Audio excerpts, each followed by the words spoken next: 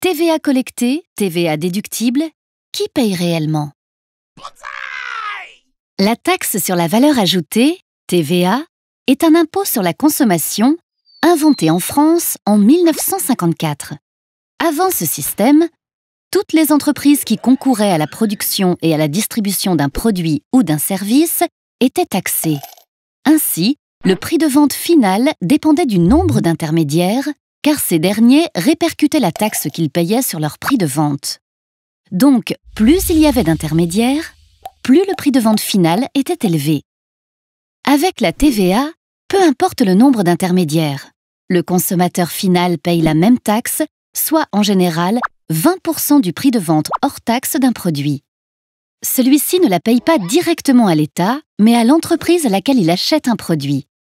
Ce sont ensuite chacune des entreprises qui ont participé à l'élaboration du produit qui reversent à l'État une partie de cette taxe, mais cela ne leur coûte rien. Prenons un exemple.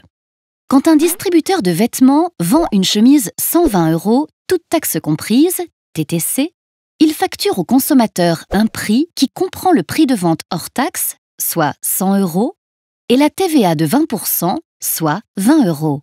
Cette TVA ne va pas dans la poche du distributeur, car il doit reverser à l'État la TVA qu'il collecte lorsqu'il vend des produits, qu'on appelle TVA collectée. Il déduit ensuite la TVA que ses fournisseurs lui font payer lorsqu'il achète les marchandises, qu'on appelle TVA déductible, puis il reverse la différence à l'État. Ainsi, notre distributeur a collecté 20 € de TVA auprès du consommateur. S'il a lui-même acheté la chemise à un fabricant 70 € hors taxe, il a 14 € de TVA déductible. Il reverse donc à l'État 20 moins 14, soit 6 €. Pour le fabricant qui lui a vendu la chemise, ces 14 € sont de la TVA collectée. Celui-ci a acheté ses fils 10 € hors taxe, il a donc 2 € de TVA déductible. Il reverse alors 14 moins 2, soit 12 € à l'État. Enfin, le fournisseur de fils a quant à lui 2 € de TVA collectée, et si l'on admet qu'il n'a pas fait d'achat, il reverse alors 2 moins 0, soit 2 € à l'État. Le fournisseur a reversé 2 € à l'État, le fabricant 12 € et le distributeur 6 €, soit un total de 20 € qui représente la taxe supportée par le consommateur final.